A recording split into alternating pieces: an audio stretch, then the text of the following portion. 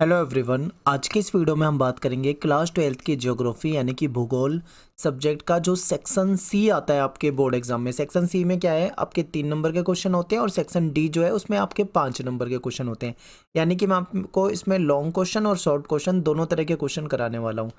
और जितने भी आपके इंपॉर्टेंट क्वेश्चन बनते हैं वो सारे के सारे इस वीडियो में करा दूंगा। और इसमें हम कौन सी बुक के इंपॉर्टेंट क्वेश्चन करेंगे? मानव भूगोल के मूल सिद्धांत, ये जो हमारी बुक है इसके सभी चैप्टर के इंपॉर्टेंट क्वेश्चन इस सिंगल वीडियो में देख लेंगे हम। तो वीडियो थोड़ी लंबी हो सकती है और आप अच्छे तरीके से सारे क्वेश्चनों को देखकर याद करके जाना। आपकी टोटल 2 बुक है। इस वाली वीडियो में मैं आपको इस बुक के इंपॉर्टेंट क्वेश्चन कराने वाला हूँ, ठीक है। और नेक्स्ट वीडियो भी आएगी जिसमें मैं आपको 3 और 5 नंबर वाले क्वेश्चन इस वाली जो ये भारत लोग और अर्थव्यवस्था वाली बुक है इसके भी करा दिए जाएंगे। और टेलीग्राम ग्रुप ज्वाइन कर लो, क्लास 12 ESP न्यू ग्रुप, इस नाम से टेलीग्राम पे ग्रुप है हमारा। 20,000 के करीब स्टूडेंट है उसमें। आपको यहाँ पे PDF दे दी जाएगी। ये जो वीडियो आप देख रहे हैं इसकी PDF भी 1 से 2 दिन में यहाँ पे अवेलेबल करा दी जाएगी। तो आज हम देखेंगे सेक्शन सी। देखिए, क्वेश्चन पेपर को मैंने आपको बताया था कि सेक्शन ए में MCQ आते हैं, सेक्शन बी में आपके कैसे क्वेश्चन आते हैं, सेक्शन सी में कैसे आते हैं, ये सारे आपको पहले से बता रखे हैं। तो सेक्शन ए हम कर चुके हैं, आज हम सेक्शन सी और डी करने वाले हैं, ठीक है। तो चलिए स्टार्ट करते हैं वीडियो को। सबसे पहला क्वेश्चन है कि मानव भूगोल की परिभाषा दीजिए और इसके प्रमुख अध्ययन क्षेत्र बताने हैं आपको। देखिए, इसमें 3 नंबर और 5 नंबर वाले क्वेश्चन हम डिस्कस करेंगे। तो देखिए, मानव भूगोल की पहले आपको परिभाषा बतानी है, उसके बाद इसके अध्ययन क्षेत्र बताने हैं। तो परिभाषा देखिए, अगर मैं रेट जेल के अनुसार बताऊं, रेट जेल ने मानव भूगोल की परिभाषा दी और ये क्या बोलते हैं, ये कहते हैं कि मानव भूगोल जो है वो मानव समाज और धरातल के बीच संबंधों का संश्लेषित अध्ययन है। बहुत ही इंपॉर्टेंट है। और रेट जेल की परिभाषा कई बार आपसे पूछी जाती है, ठीक है। और सिंपल शब्दों में जाने तो भौगोलिक वातावरण जो है और जो मानवीय क्रियाएं हैं इनके बीच में जो अंतर संबंध होते हैं और इनकी विभिन्नताओं का जो अध्ययन किया जाता है वो मानव भूगोल में किया जाता है। आप इस तरीके से भी इसको बता सकते हो। अब यहीं पे आपसे इसी क्वेश्चन में पूछा हुआ है कि इसके अध्ययन क्षेत्र बताने हैं कि जो मानव भूगोल है, ठीक है, इसमें हम क्या क्या पढ़ते हैं। जो ह्यूमन ज्योग्राफी है इसके अंदर हम क्या पढ़ते हैं? देखिए, इसमें हम पढ़ते हैं किसी क्षेत्र की जनसंख्या के बारे में, ठीक है, उस जनसंख्या की क्षमता जो होती है उसके बारे में अध्ययन करते हैं। या फिर मान लीजिए कोई प्रदेश है, उसके जो संसाधन है, वहाँ पे कौन कौन से संसाधन है इसके बारे में जानते हैं। इन संसाधनों का क्या उपयोग किया जाता है इसको जानते हैं। फिर किसी क्षेत्र का जो सांस्कृतिक वातावरण होता है उसका अध्ययन किया जाता है मानव भूगोल में। और किसी क्षेत्र का जो वातावरण है उसमें जो समायोजन है उसका अध्ययन किया जाता है, ठीक है। तो ये सारी चीजें अध्ययन की जाती है मानव भूगोल के अंदर। अगला क्वेश्चन है कि मानव भूगोल के उप क्षेत्र के नाम बताइए। देखिए, ये क्वेश्चन आपके 3 मार्क्स में आ सकता है या फिर 5 मार्क्स में आता है। 3 नंबर में आता है तो आपको कोई 3 बताने हैं, अगर 5 नंबर में आता है तो इनमें से कोई 5 बताने हैं, ठीक है। मानव भूगोल का उप क्षेत्र बहुत ही इंपॉर्टेंट है, हो सकता है पेपर में आ जाए। तो उप क्षेत्र में क्या क्या आ जाएगा? इसमें सैन्य भूगोल आ जाता है, चिकित्सा भूगोल आ जाता है, व्यवहारवादी, निर्वाचन भूगोल, अवकाश का भूगोल, लिंग भूगोल, ठीक है, ऐतिहासिक भूगोल, कृषि भूगोल, उद्योग भूगोल, पर्यटन भूगोल, ये सारे के सारे मानव भूगोल के उप क्षेत्र में आते हैं। तो उप क्षेत्र आपको ये सारे पता होने चाहिए। अगला क्वेश्चन है कि भौतिक भूगोल और मानव भूगोल के तत्वों के मध्य हमेशा क्या होता है, एक अन्योन्य क्रिया होती रहती है। तो इसके बारे में ही आपसे बताया हुआ है, पूछा हुआ है कि इस कथन को आपको उदाहरण सहित स्पष्ट करना है। तो देखिए, आपको पता होगा कि भौतिक भूगोल और मानव भूगोल के तत्वों के बीच में अन्योन्य क्रिया होती है। कहने का मतलब ये है कि मानव कहीं ना कहीं जो भौतिक भूगोल है उस पर निर्भर रहता है। तो मानव भूगोल और भौतिक भूगोल के बीच में कोई ना कोई अन्योन्य क्रिया होती रहती है। तो इसको और डिटेल में समझते हैं। देखिए, भौतिक भूगोल में क्या होता है? भौतिक भूगोल में हमारे चारों तरफ जो भी चीज़ें हैं, जैसे कि मान लीजिए भूमि है, ठीक है, भूमि की बनावट, फिर जलवायु, मिट्टी, पदार्थ, जल, वनस्पति, मनुष्य का रहन सहन, आर्थिक सामाजिक क्रियाओं, इन सब पे प्रकाश डालते हैं। तो हमारा जो भौतिक भूगोल है, हमारे चारों तरफ हमको भूमि देखने को मिलती है, हमें जलवायु देखने को मिलेगी, हमारी एक मिट्टी होगी, ठीक है, वो हो सकती है उपजाऊ हो सकती है उपजाऊ ना हो, विभिन्न प्रकार के पदार्थ हो जाते हैं, जल, वनस्पति, पेड़ पौधे, ये सब कुछ मिलता है, ये सब भौतिक भूगोल में आता है। और मनुष्य कहीं ना कहीं, मनुष्य का जो रहन सहन होता है, जो उसकी आर्थिक सामाजिक क्रिया है, ये सभी चीज़ें मनुष्य के रहन सहन पे भी प्रभाव डालती हैं, उसकी सामाजिक आर्थिक क्रियाओं पे भी प्रभाव डालती हैं। प्रकृति जो है वो मनुष्य के कार्य और जीवन को निश्चित करती है, ठीक है। मानव जीवन को कहीं ना कहीं प्रकृति निश्चित करती है। अगर मनुष्य, मानव ये सोचे कि वो प्रकृति से अलग हो सके, रह सकता है, तो वो कभी पॉसिबल नहीं हो पाएगा, ठीक है। कहीं ना कहीं हमारी जो निर्भरता होती है वो प्रकृति पे होती है, नेचर पे होती है। मानव जीवन प्राकृतिक साधनों पर आधारित है। ठीक है। प्राकृतिक साधन या फिर इसको आप प्राकृतिक संसाधन भी कह सकते हो, कि हमारा जीवन जो होता है कहीं ना कहीं जो प्रकृति से मिलने वाले संसाधन होते हैं उस पर निर्भर होता है। ठीक है, हमें अगर रोजगार चाहिए तो उसके लिए भी, चाहे फसल चक्र हो या परिवहन के साधन हो, ये सभी कहीं ना कहीं प्राकृतिक जो संसाधन मिलते हैं उस पर ही निर्भर होते हैं। तो इस तरीके से हम ये कह सकते हैं, सिंपल शब्दों में कहें, कि प्रकृति जो है वो मानव विकास के पूरे अवसर देती है और मानव क्या करता है, इन अवसरों का प्रयोग करके अपना विकास करता है। तो ये भौतिक भूगोल और मानव भूगोल के बीच में जो संबंध है, जो इनके बीच में अन्योन्य क्रिया है, ये हमने समझा है। ठीक है, अगला क्वेश्चन है कि प्रकृति और मनुष्य आपस में इतनी जटिलता से जुड़े हुए हैं कि उन्हें एक दूसरे से अलग नहीं किया जा सकता। क्या ये सही है? अगर सही है तो इस कथन को आपको बताना है। तो देखिए, बिल्कुल सही है। आपको पता होगा कि मनुष्य जो है वो प्रकृति पर ही निर्भर है। ठीक है, प्रकृति से जुड़ा हुआ है। मनुष्य को अगर प्रकृति से अलग कर दिया जाए तो ये अलग कर पाना बहुत मुश्किल है, पॉसिबल नहीं है। ठीक है, तो यही आपको बताना है। तो देखिए, प्रकृति और मनुष्य जो है इनके बीच में कहीं ना कहीं देखें तो एक जटिलता वाला संबंध है। ठीक है, प्रकृति और मानव को एक दूसरे से अलग हम नहीं कर सकते, कभी भी अलग नहीं किया जा सकता। आपसी अन्योन्य क्रिया, जो अभी इससे पहले वाले क्वेश्चन में पढ़ा हमने, कि प्रकृति और मानव के बीच में अन्योन्य क्रिया होती है। इसके द्वारा मनुष्य ने क्या किया, प्राकृतिक पर्यावरण में सामाजिक और सांस्कृतिक पर्यावरण की रचना की है। कहने का मतलब यह है कि प्रकृति ने हमें क्या दिया है, हमें नदी, ठीक है, जल, हमें पहाड़, हमें ये भूमि, मृदा, पेड़ पौधे, वनस्पति, ये सब कुछ हमें प्रकृति से मिला है। और मानव कहीं ना कहीं इन चीज़ों पे निर्भर है। इन संसाधनों का इस्तेमाल करके ही मानव समाज में रहता है और कहीं ना कहीं उसने एक सामाजिक और सांस्कृतिक पर्यावरण की रचना मानव ने की है। अगला क्वेश्चन है, ये आपसे कई तरह से पूछा जा सकता है। देखिए, अलग अलग लैंग्वेज में ये क्वेश्चन आया हुआ है। ये मोस्ट इंपॉर्टेंट क्वेश्चन है। नवनिश्चयवाद। नवनिश्चयवाद संकल्पनात्मक ढंग से एक संतुलन बनाने का प्रयास करता है। आपको बताना है, या तो इस लैंग्वेज में आ जाएगा, या हो सकता है क्वेश्चन की लैंग्वेज घुमा दें और ऐसे पूछ लें कि बताइए, नवनिश्चयवाद जो है वो ग्रिफिथ टेलर की देन है, जो दो विचारधाराओं के बीच में यानी मध्य में संतुलन बनाने का प्रयास करती है। या फिर ऐसे पूछ सकते हैं कि बताइए, नवनिश्चयवाद की कोई 5 विशेषता बताइए। ठीक है, 3 नंबर में भी आ सकता है और 5 नंबर में भी आ सकता है। तो देखिए, ये जो नवनिश्चयवाद की जो विचारधारा है ना, ये किसने दी है, ग्रिफिथ टेलर ने। तो इसके जनक कौन है, ग्रिफिथ टेलर। ठीक है, ये तो आपको क्वेश्चन में ही समझ में आ गया था, यहाँ पे भी आपको समझ में आ गया था। आगे देखते हैं। ये जो नव निश्चयवाद की जो विचारधारा है, ये पर्यावरणीय निश्चयवाद और संभववाद, ये दो अलग अलग विचारधारा थी। पर्यावरणीय निश्चयवाद और संभववाद, ये इन दोनों के बीच का रास्ता कहीं ना कहीं प्रस्तुत करती है। ठीक है, ये विचारधारा क्या कहती है कि पर्यावरण को नुकसान किए बगैर समस्याओं को सुलझाने पे बल देती है। यानी कि हमें पर्यावरण को नुकसान नहीं पहुंचाना और बिना नुकसान पहुंचाए हमें अपनी समस्याओं को सुलझाना है। पर्यावरणीय निश्चयवाद के अनुसार मनुष्य ना तो प्रकृति पर पूरी तरह से निर्भर होकर रह सकता है और ना ही प्रकृति से पूरी तरीके से स्वतंत्र यानी कि अलग होकर रह सकता है। प्रकृति पर अगर हम देखें, विजय पाने के लिए हमको कहीं ना कहीं प्रकृति के नियमों का जानना जरूरी है। ठीक है, तभी हम इसको विनाश से बचा सकते हैं। अब सोचिए कि अगर मनुष्य को वायु के नियम ना पता लग पाते तो वो कैसे एरोप्लेन, ये जो हवाई जहाज होता है, इसका निर्माण कर पाता। तो कहीं ना कहीं प्रकृति पे अगर विजय पानी है तो प्रकृति के नियम, साइंस, विज्ञान, ये सब हमें जानना होगा। प्राकृतिक संसाधनों का प्रयोग करते हुए प्रकृति की सीमाओं का भी ख्याल रखना है। देखिए, प्रकृति जो है, नेचर जो है, हमें संसाधन देती है। ठीक है, चाहे वो जल हो, चाहे वनस्पति हो, भूमि हो, हमें दुनिया भर के संसाधन प्रकृति से, नेचर से मिलते हैं। हमें इन संसाधनों का इस्तेमाल करना चाहिए, लेकिन इसकी कुछ सीमाएं होती है, इसके कुछ लिमिटेशन होती है, हमें उसका भी ख्याल रखना है। ठीक है, जल जो है वो लिमिटेड मात्रा में है। अगर हम उसको बहुत ज़्यादा व्यर्थ करेंगे तो कहीं ना कहीं हमें उसकी कमी हो जाएगी। ठीक है, अगर हम जो जो जंगल वगैरह होता है, पेड़ पौधे होते हैं, ठीक है, अगर हम इसको नष्ट करते जाएंगे तो कहीं ना कहीं ये चीज़ें ख़त्म होने लग जाएंगी। तो हमें मतलब हर संसाधन का इस्तेमाल तो करना है, लेकिन उसकी सीमाओं को ध्यान में रख के। एग्जाम्पल आपके सामने एक और दिया हुआ है कि औद्योगिकरण करते हुए जंगलों को नष्ट होने से बचाना है। ठीक है, जब भी औद्योगिकरण करा जाता है, उद्योग लगाए जाते हैं, तो हमें कोशिश ये करनी है कि जंगलों को नहीं नष्ट करना है। खनन करते समय ज़्यादा दोहन से बचाना है, यानी खनन के समय में बहुत ज़्यादा दोहन नहीं करना, जिसकी वजह से कहीं ना कहीं नुकसान होता है पर्यावरण को, उसको बचाना है। तो ये एक तरह से बीच की विचारधारा थी। ठीक है, ये पूछ लेते हैं पेपर में कई बार। अगले चैप्टर में देखते हैं, विश्व में उच्च जनसंख्या घनत्व वाले अनेक क्षेत्र हैं, ऐसा क्यों। देखिए, जनसंख्या घनत्व का मतलब क्या होता है ये समझिए।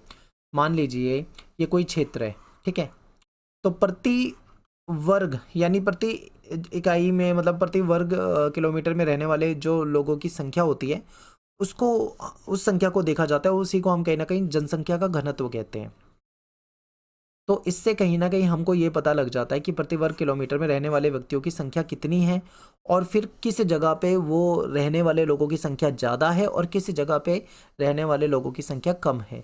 तो इससे हमें ये पता लगेगा कि कहाँ पे जनसंख्या घनत्व ज़्यादा है और कहाँ पे जनसंख्या घनत्व कम है। ठीक है, कुछ क्षेत्र ऐसे होते हैं जहाँ पे 1 वर्ग किलोमीटर में ही हज़ारों लोग रहते हैं। तो एक कुछ जगह ऐसी भी हो सकती है जहाँ पे प्रति वर्ग किलोमीटर में मात्र 2-4 लोग ही रहते हों। ठीक है, ऐसा होता है। तो यही आपसे पूछा हुआ है कि विश्व में उच्च जनसंख्या घनत्व वाले अनेक क्षेत्र हैं, ऐसा क्यों है? तो इसके पीछे रीज़न देखो कई सारे हैं। अब आप सोचो, एक क्षेत्र ऐसा है जहाँ पे 1 किलोमीटर में 2 से 4 या 10 लोग रहते हैं, ऐसा इतने कम लोग रहते हैं, यहाँ पे क्या होगा? यहाँ पे कुछ कमियाँ होंगी। तो अब ये सोचना है आपको कि ऐसी जगह जहाँ पे कम लोग रहते हैं, वहाँ पे क्या कमियाँ हो सकती हैं। हो सकता है कि वो ज़्यादातर ऐसे इलाके क्या होते हैं, यहाँ पे जो जलवायु होती है वो बहुत कठोर होती है। ठीक है, एक ये रीज़न होता है। यहाँ पे रोज़गार की कमी होती है, ये पहाड़ी ऊबड़ खाबड़ इलाका हो सकता है, या और भी कई तरह की कमियाँ हो सकती है। अब जहाँ पे प्रति वर्ग किलोमीटर में रहने वाले लोगों की संख्या बहुत ज़्यादा हो, वहाँ पे क्या अच्छा हो सकता है, वहाँ पे रोज़गार लोगों को होगा, वो समतल जगह होगी। ठीक है, वहाँ की भूमि उपजाऊ हो सकती है, वहाँ की जलवायु ठीक ठाक हो सकती है। तो ये रीज़न होते हैं।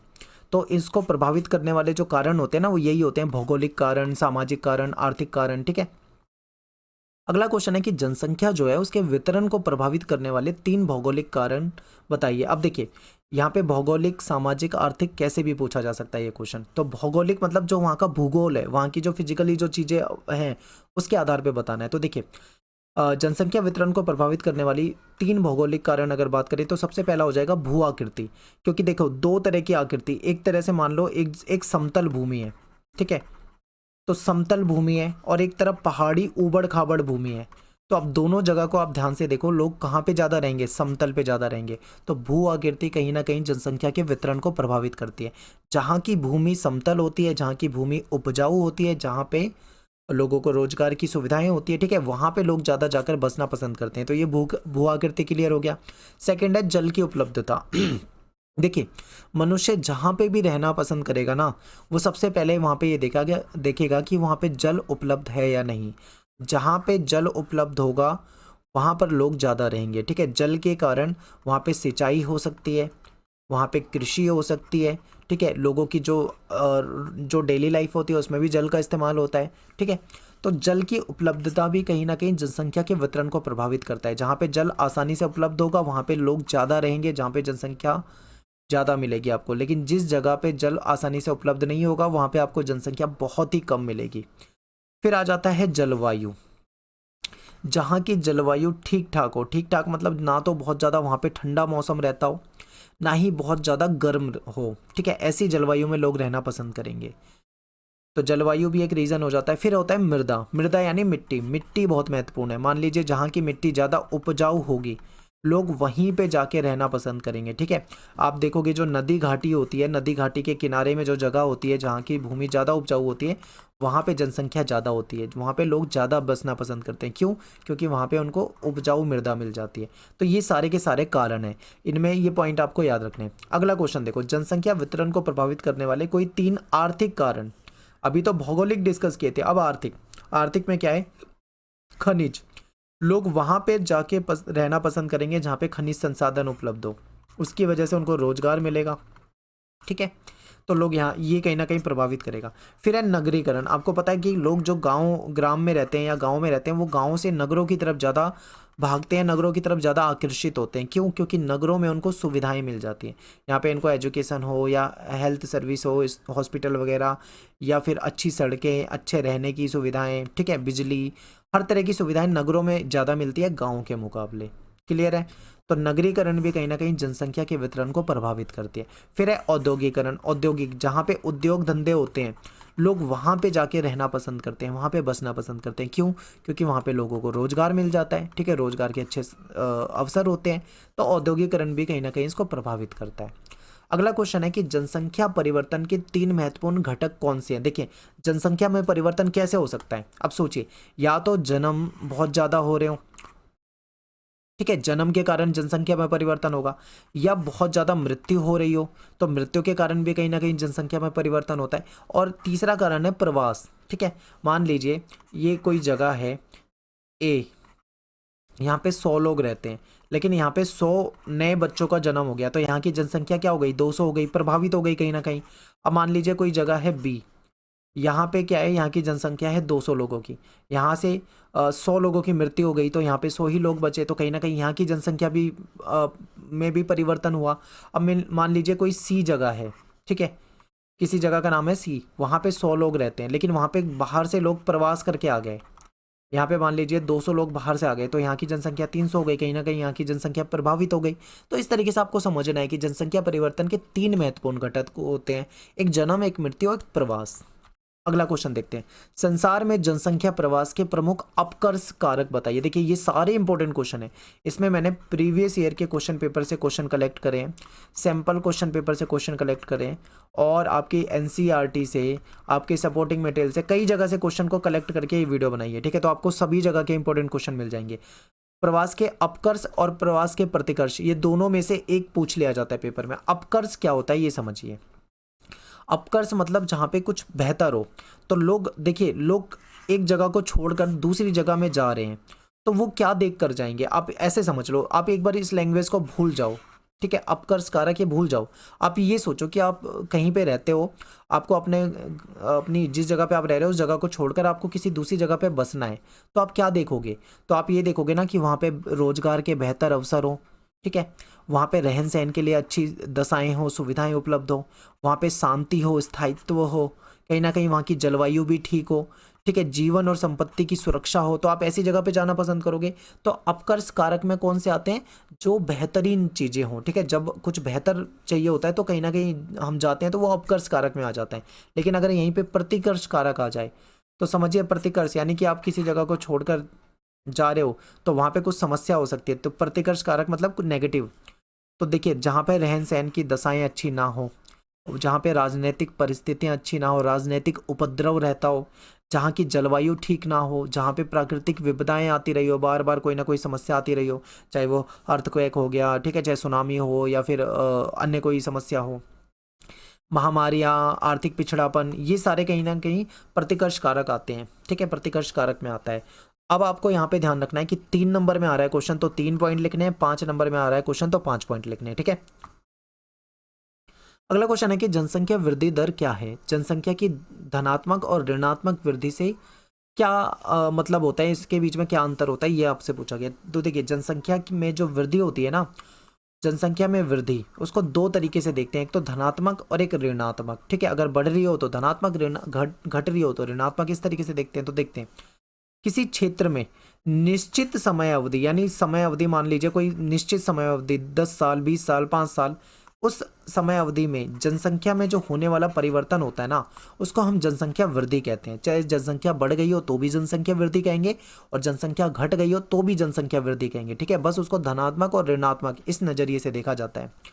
जब जनसंख्या परिवर्तन को प्रतिशत में हम व्यक्त करते हैं, परसेंटेज में देखते हैं, तो उसे जनसंख्या वृद्धि दर कहते हैं कि किस दर से वृद्धि हो रही है उसमें।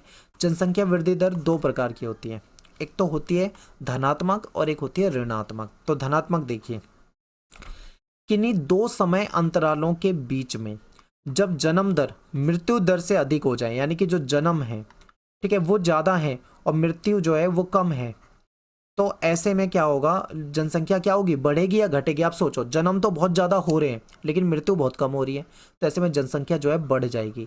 इसी को हम क्या बोलते हैं, जनसंख्या की धनात्मक वृद्धि, यानी जहाँ पे कुछ बढ़ रहा हो, ठीक है, पॉजिटिव हो रहा है। अब बात करते हैं दूसरा, जनसंख्या की ऋणात्मक वृद्धि। 2 समय अंतराल के बीच में जन्म दर जो है वो मृत्यु दर से कम हो जाती है, यानी कि मृत्यु दर जो है वो, ठीक है, और उससे जन्म दर को देखें तो जन्म दर कहीं ना कहीं उसके सामने कम पड़ रही है, तो ऐसे में जनसंख्या क्या होगी, धीरे धीरे कम होने लग जाएगी, तो इसको ऋणात्मक वृद्धि कहा जाता है। एक क्वेश्चन है कि किसी क्षेत्र में जनसंख्या वृद्धि यानी कि बढ़ना और जनसंख्या ह्रास यानी कि घटना, इसके प्रमुख परिणाम क्या हो सकते हैं। तो अब आप सोचिए, जनसंख्या बढ़ना क्या अच्छा होता है, जनसंख्या घटना क्या अच्छा होता है, क्या सही होता है आपकी नज़र में, आप सोचो। क्योंकि जनसंख्या बढ़ती है तो उसके भी नुकसान हो सकते हैं, जनसंख्या घट रही है तो उसके भी नुकसान हो सकते हैं। तो इसको समझते हैं। देखिए, मान लीजिए जनसंख्या में वृद्धि हो रही है, जनसंख्या बढ़ रही है, तो क्या होगा, क्या समस्या आ सकती है। संसाधनों पे ज़्यादा बोझ पड़ेगा, क्योंकि मान लो संसाधन जो होते हैं वो तो सीमित होते हैं, लिमिटेड होते हैं, और लोगों की संख्या बहुत ज़्यादा हो जाएगी तो संसाधन कम पड़ जाएंगे। ठीक है, संसाधनों का तीव्र गति से ह्रास, जो हमारे संसाधन है वो बहुत तेज़ी से मतलब कहीं ना कहीं यूज़ में आएंगे, उसका इस्तेमाल होगा तो बहुत जल्दी वो संसाधन खत्म हो जाएंगे। ठीक है, जनसंख्या के भरण पोषण में कठिनाई आएगी, क्योंकि संसाधन जो है लिमिटेड है, जनसंख्या तेज़ी से बढ़ रही है तो कहीं ना कहीं कठिन समस्या तो आ ही जाएगी। ठीक है, फिर विकास की गति भी कहीं ना कहीं अवरुद्ध हो जाएगी। अगर जनसंख्या में वृद्धि होती है तो ये नुकसान होते हैं। अब मान लीजिए जनसंख्या में ह्रास हो रहा है तो क्या नुकसान हो सकते हैं, तो देखिए संसाधनों का पूर्ण उपयोग नहीं हो पाएगा। मान लो संसाधन तो हैं ज़्यादा, लोग हैं कम, तो अब संसाधन ज़्यादा हैं लोग कम है, तो ऐसे में संसाधन का पूरा इस्तेमाल ही नहीं हो पाएगा। फिर क्या है कि समाज की जो आधारभूत संरचना है वो कहीं ना कहीं अस्थिर हो जाएगी। ठीक है, एक मतलब फिक्स हो जाएगी। देश का भविष्य जो है वो चिंता और निराशा में डूब जाएगा। तो जनसंख्या घटना तेजी से और जनसंख्या बढ़ना तेजी से, दोनों के ही नुकसान हो सकते हैं। अगला क्वेश्चन है जनांकीय संक्रमण। ये 5 नंबर में पूछा जाने वाला क्वेश्चन है और कई बार आपके पेपर में आ रखा है, बहुत बार पूछा जाता है। ठीक है, तो इसको समझते हैं। देखिए, जनांकीय संक्रमण क्या है और इसकी विभिन्न अवस्थाएं क्या है, ये आपको पता होना चाहिए। देखिए, जनांकीय संक्रमण सिद्धांत जो है वो किसी क्षेत्र की जो जनसंख्या है उसका वर्णन करने और भविष्य की जनसंख्या के पूर्व अनुमान, यानी भविष्य में वो जनसंख्या कैसी हो जाएगी उसके बारे में पहले से अनुमान लगाने में मदद करता है हमको ये सिद्धांत। क्लियर है, आगे देखते हैं। इस सिद्धांत के अनुसार जैसे जैसे कोई देश या कोई समाज ग्रामीण खेतीहर अवस्था से, ठीक है, ग्रामीण खेतीहर और अशिक्षित अवस्था में है उससे उन्नति कर जाए और धीरे धीरे वो नगरीय औद्योगिक हो जाए और साक्षर बन जाए, तो उस समाज में उच्च जन्म दर और उच्च मृत्यु दर से निम्न जन्म दर और निम्न मृत्यु दर की स्थिति आने लग जाती है। ठीक है, और ये परिवर्तन जो है ये अलग अलग अवस्था में होते हैं, ये एक बार में नहीं हो जाता, जैसे चरण 1, चरण 2, चरण 3, इस तरीके से आराम आराम से होता है। ठीक है, जिसको अवस्था 1, अवस्था 2, अवस्था 3 इस तरीके से हम कह सकते हैं, और इसी को हम सामूहिक रूप से जनांकीय चक्र कहते हैं। तो यहाँ पे आपको क्लियर समझ में आया होगा। देखिए, मैं आपको फिर से समझा देता हूँ। मान लीजिए कहीं किसी देश या किसी गांव या किसी समाज की जनसंख्या जो है वो ग्रामीण है, यानी ज़्यादातर लोग गाँव में रहते हैं। ठीक है, वहाँ के लोग जो हैं वो पढ़े लिखे नहीं हैं, यानी कि निरक्षर हैं। ठीक है, जो ज़्यादातर लोग हैं वो खेती का काम करते हैं। जब लोग इस स्थिति से उभर कर ग्रामीण की जगह वो नगरों में रहने लग जाएंगे, यानी वहाँ की जनसंख्या नगरीय होने लगेगी। निरक्षर से वो साक्षर हो जाएंगे, धीरे धीरे पढ़े लिखे हो जाएंगे, खेती की जगह वो उद्योग वगैरह अन्य काम में लग जाएंगे। तो जब इस कंडीशन से इस कंडीशन में आएंगे तो कहीं ना कहीं यहाँ की जो जन्म दर जो पहले कभी ज़्यादा होती थी, मृत्यु दर जो ज़्यादा होती थी, वो धीरे धीरे कम होने लग जाएगी। ठीक है, इसी को कहीं ना कहीं हम जनांकीय संक्रमण कहते हैं। ये कई अवस्थाओं में होता है, तो इसकी अवस्था आपके पेपर में पूछ सकते हैं। जैसे कि पहली अवस्था में क्या होगा, ये देखिए, जो सबसे पहली अवस्था होगी उसमें क्या होगा ये समझिए। तो प्रथम अवस्था में उच्च जन्म दर और उच्च मृत्यु दर होती है, क्योंकि जब जनसंख्या ग्रामीण होती है, खेतीहर होती है, तो जनसंख्या वहाँ पे ज़्यादा ही होती है। ठीक है, जन्म दर भी ज़्यादा होगी, मृत्यु दर भी ज़्यादा होगी। जन्म दर ज़्यादा क्यों होगी, क्योंकि लोग ज़्यादा पढ़े लिखे साक्षर नहीं है, तो इसलिए जन्म दर वहाँ पे ज़्यादा होगी। और मृत्यु दर भी उच्च क्यों होगी, क्योंकि वहाँ पे स्वास्थ्य की ज़्यादा सुविधाएं नहीं होंगी। ठीक है, जनसंख्या वृद्धि जो है धीमी होती है। क्यों, क्योंकि जितने ज़्यादा जन्म हो रहे हैं उतनी ही ज़्यादा मृत्यु भी हो रही है, इसलिए जनसंख्या बहुत तेज़ी से नहीं बढ़ेगी। ठीक है, ज़्यादातर लोग जो हैं वो प्राथमिक व्यवसाय, यानी कि खेती हो गया, पशुपालन हो गया, शिकार हो गया, इन सब कामों में लगे रहते हैं, और बड़े परिवार होते हैं, और बड़े परिवार ही संपत्ति माने जाते हैं यहाँ पे। और जीवन प्रत्याशा जो होती है वो निम्न होती है, क्योंकि लोगों के पास सुविधाएं नहीं होती हैं। तो ये तो होती है प्रथम अवस्था। सेकेंड अवस्था में क्या होता है ये समझिए। इस अवस्था के आरंभ में, शुरू में उच्च जन्म दर बनी रहती है, जन्म दर तो ज़्यादा रहेगी, लेकिन समय के साथ साथ जो है ये धीरे धीरे घटने लग जाएगी। जन्म दर मृत्यु दर जो है समय के साथ घटेगी, और जन्म दर और मृत्यु दर के अंतर के कारण जनसंख्या जो है वो तेजी से बढ़ती है, लेकिन बाद में धीरे धीरे वो घटने लग जाती है। तो ये होता है सेकेंड अवस्था में। थर्ड अवस्था में क्या होता है, इस समय क्या होता है, जन्म दर और मृत्यु दर दोनों ही कम हो जाती है। क्यों, क्योंकि यहाँ के जो लोग हैं वो साक्षर हो चुके हैं, उनको तकनीकी ज्ञान हो चुका है। ठीक है, इसलिए जन्म दर मृत्यु दर दोनों ही कम हो जाती हैं, और जनसंख्या या तो स्थिर हो जाती है, यानी कि बहुत नॉर्मल सी हो जाती है, ज़्यादा तेज़ी से बढ़ भी नहीं रही, ज़्यादा तेज़ी से घट भी नहीं रही, एक मतलब स्थिर हो गई है। या फिर इसमें वृद्धि जो होती है वो बहुत ही कम होती है, बहुत ही धीमे धीमे होती है, ठीक है। तो इसको तीसरी अवस्था कहते हैं। तो ये क्वेश्चन बिल्कुल रट के जाओ, बहुत ज़्यादा पेपर में आने वाला क्वेश्चन है। अगला क्वेश्चन है कि विकास और वृद्धि में क्या अंतर होता है। तो देखिए, विकास और वृद्धि को लोग ज़्यादातर एक ही समझते हैं, वो सोचते हैं विकास और वृद्धि एक ही चीज़ होती है, लेकिन इनके बीच में एक डिफरेंस होता है। वो क्या होता है कि विकास जो होता है वो गुणात्मक परिवर्तन है, यानी कि क्वालिटी से रिलेटेड परिवर्तन है, ठीक है, क्वालिटी में सुधार। जबकि वृद्धि जो होती है वो मात्रात्मक, यानी कि क्वांटिटी, ठीक है, क्वांटिटी मतलब कि कितनी ज़्यादा मात्रा हो रही है, ऐसा परिवर्तन होता है। विकास जो होता है ये मूल्य सापेक्ष होता है, जबकि ये मूल्य निरपेक्ष होता है, ठीक है। विकास हमेशा सकारात्मक होगा, पॉजिटिव होगा, लेकिन जो वृद्धि होगी वो धनात्मक और ऋणात्मक दोनों तरीके की हो सकती है। तो ये इन दोनों के बीच में डिफरेंस है। एक क्वेश्चन इस चैप्टर से बहुत पूछा जाता है, वो क्वेश्चन है कि मानव विकास जो है इसके विभिन्न उपागम बताने हैं। तो इसके 4 प्रमुख उपागम होते हैं। पहला है आय उपागम, दूसरा है कल्याण उपागम, तीसरा है आधारभूत आवश्यकता उपागम और चौथा है क्षमता उपागम। आय उपागम क्या है, देखिए ये सबसे पुराना उपागम है। इसमें नॉर्मली क्या होता है, हम किसी मनुष्य का विकास उसकी आय से जोड़कर देखते हैं, ठीक है। जैसे हम देखते हैं कि कोई मनुष्य है और वो बहुत ज़्यादा उसके पास आय है, यानी बहुत ज़्यादा पैसा वो कमा रहा है, ठीक है। तो उसकी आय को से जोड़ के हम उसको देखेंगे और हम ये मानेंगे कि उसका विकास काफ़ी हुआ है, ठीक है, उसका विकास का स्तर जो है वो काफ़ी ऊंचा है। इस तरीके से हम उसकी आय से जोड़कर देख लेते हैं, तो इसको हम क्या बोलते हैं, आय उपागम। क्लियर। सेकेंड है कल्याण उपागम। अब ये कल्याण उपागम क्या है, इसको थोड़ा सा आपको समझना है। देखिए ये उपागम जो है ये मानव को लाभार्थी, यानी जो मनुष्य है, जो जनता है, इसको लाभार्थी के रूप में देखती है और सभी विकासात्मक गतिविधियों के लक्ष्य के रूप में उसको में देखता है। ये जो उपागम है इसमें शिक्षा, स्वास्थ्य, सामाजिक सुरक्षा, सुख साधन, बेहतर सरकारी व्यय, ठीक है, और ये सारी चीजें देखी जाती हैं। सरकार जो है वो क्या करती है, कल्याण पर अधिकतम व्यय करके मानव विकास के स्तरों में वृद्धि करती है। सरकार जो है वो जनता के कल्याण के लिए ज़्यादा से ज़्यादा पैसा खर्च करके मानव का विकास करने की कोशिश करती है। अब कैसे सरकार करेगी, समझिए। सरकार क्या करेगी, बहुत सारे स्कूल खुलवा देगी या एजुकेशन संस्थाओं को बेहतर कर देगी, तो उससे शिक्षा मिलेगी, लोग शिक्षित होंगे, तो जाहिर सी बात है कहीं ना कहीं उनका कल्याण होगा, ठीक है, कहीं ना कहीं वो एक बेहतर बन सकेंगे। फिर क्या है, सरकार ज़्यादा से ज़्यादा स्वास्थ्य सुविधाएं उपलब्ध कराएगी पैसा खर्च करके, लोगों को अच्छा इलाज मिलेगा, तो कहीं ना कहीं वो स्वस्थ रहेंगे, ठीक है, वो ठीक रह पाएंगे। तो इस तरीके से ये सारी चीज़ें इसमें देखी जाती है। थर्ड नंबर पे आता है आधारभूत आवश्यकता उपागम। अब देखिए, मनुष्य की कुछ बेसिक नीड होती है जो हमें चाहिए ही चाहिए। तो देखिए इसमें क्या क्या आएगा, ये अंतर्राष्ट्रीय श्रम संगठन यानी ILO, इंटरनेशनल लेबर ऑर्गेनाइजेशन ने इसको प्रस्तावित किया है। इसमें 6 बेसिक जो हमारी आवश्यकता होती है उसको रखा गया है। जैसे भाई सभी व्यक्तियों को स्वास्थ्य सुविधाएं चाहिए, सभी व्यक्तियों को शिक्षा चाहिए, सभी व्यक्तियों को भोजन चाहिए, जल चाहिए, स्वच्छता चाहिए और आवास यानी रहने के लिए घर चाहिए। तो ये सभी विकल्प अगर अवेलेबल हैं, उपलब्ध हैं, ये सभी आवश्यकताएं पूरी हो रही हैं, तो कहीं ना कहीं इसको मानव विकास के नज़रिए से जोड़ के देखा जाएगा। लास्ट में आता है क्षमता उपागम। ये अमर्त्य सेन के द्वारा दिया गया है। इसमें क्या देखा जाता है कि मनुष्य की संसाधनों तक पहुंच, यानी मनुष्य जो है उसकी संसाधनों तक पहुंच कैसी है, और इसी के आधार पे इसको मानव विकास से जोड़ के देखा जाता है। तो ये 4 महत्वपूर्ण उपागम है, ये पेपर में आता है। अगला क्वेश्चन है मानव विकास से क्या अभिप्राय है। मानव विकास के 4 स्तंभ बताने हैं। तो देखिए, मानव विकास का मतलब क्या है, लोगों के विकल्पों में वृद्धि। अगर लोगों के पास ऑप्शंस बहुत सारे हों किसी भी चीज को लेकर, विकल्प बहुत सारे हों, तो हम कहीं ना कहीं क्या सोचेंगे कि मानव का विकास हो रखा है, ठीक है। मानव के जीवन स्तर में सुधार करना, अगर मानव का लाइफस्टाइल सुधर रहा है तो भी हम कहेंगे कि मानव का विकास हो रहा है।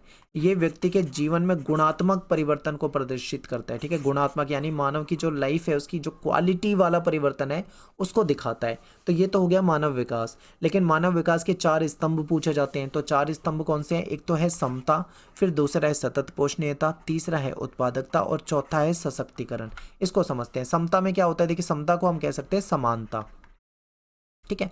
तो देखिए इसमें यह कहा गया है कि जो मनुष्य है उसको जो अवसर मिलते हैं उन अवसरों में हर व्यक्ति की समान भागीदारी सभी को मिलनी चाहिए, ठीक है, यानी कि सभी व्यक्तियों को समान अवसर मिलने चाहिए किसी भी आधार पे, जैसे लिंग, जाति, ठीक है, आय या फिर अन्य किसी भी आधार पे किसी के साथ किसी भी प्रकार का भेदभाव नहीं होना चाहिए। अगर मान लो सभी व्यक्तियों को समान अवसर मिल रहे हैं, सबको समान माना जा रहा है, तो हम कहीं ना कहीं उसको मानव विकास का महत्वपूर्ण स्तंभ मानेंगे। ठीक है, तो ये समता जो है मानव विकास का महत्वपूर्ण स्तंभ है। सेकंड नंबर पे आता है सतत पोषणीयता। सतत पोषणीयता का मतलब क्या है? इसका मतलब ये होता है कि जो हम संसाधन का इस्तेमाल कर रहे हैं, ठीक है, उस संसाधन का इस्तेमाल हमको सोच समझ के करना है। हमें इस तरीके से संसाधन का इस्तेमाल करना है कि वो हमारी आने वाली जो पीढ़ी है, आने वाली पीढ़ी को भी वो संसाधन मिल सके, वो भी उसको इस्तेमाल कर सके। ठीक है, जैसे कि मान लो आपको पता है कि पानी जो है, पीने योग्य जो पानी है, स्वच्छ जल, वैसे पृथ्वी पे जल तो बहुत सारा है। अब देखोगे समुद्री जल है जो कि बहुत ज़्यादा है, वो खारा पानी है, वो यूज में नहीं आ सकता। ठीक है, लेकिन जो पीने योग्य जल है वो काफ़ी कम है। अगर इस जल का अंधाधुंध हम प्रयोग करते रहे, इसको नष्ट करते रहे, तो हो सकता है आने वाली पीढ़ी को ये चीज़ ना मिल पाए। तो हमें हर संसाधन का इस्तेमाल इस तरीके से करना है कि आने वाली पीढ़ी को मिल सके। इसी को सतत पोषणीयता कहते हैं।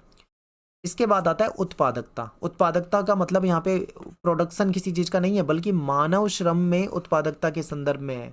ठीक है, यानी मानव को प्रोडक्टिव बनाना, मानव को इस लेवल का बनाना है, मतलब मानव को समर्थ बनाना है, सक्षम बनाना है। ठीक है, सक्षम बनाना है कि वो बेहतर से बेहतर जीवन जी सके, बेहतर से बेहतर मतलब अपने ज्ञान को पा सके, बेहतर चिकित्सा की सुविधाएं ले सके, बेहतर कार्य कर सके, इस लेवल का मनुष्य को बना देना है। ठीक है, तो ये उत्पादकता में आ जाता है। फिर आया सशक्तिकरण। सशक्तिकरण का मतलब होता है मजबूत करना। ठीक है, तो सशक्तिकरण का मतलब है आर्थिक और सामाजिक रूप से जो पिछड़े हुए लोग हैं, जो इनके पास ज़्यादा पैसा नहीं है, जो समाज में जिनकी ज़्यादा वैल्यू नहीं है, ठीक है, ऐसे जो पिछड़े हुए लोग हैं, कमज़ोर लोग हैं, इनको कहीं ना कहीं अधिक से अधिक विकल्प देना, इनको स्वतंत्रता देना, इनको समानता देना, इनको मजबूत बनाना, सीधा सीधा हम कहें तो ये सशक्तिकरण में आ जाता है। ठीक है, अगला क्वेश्चन है मानव विकास सूचकांक, जिसको ह्यूमन डेवलपमेंट इंडेक्स कहा जाता है। तो ये क्या है? तो देखिए, मानव विकास सूचकांक जो है एक मापक है।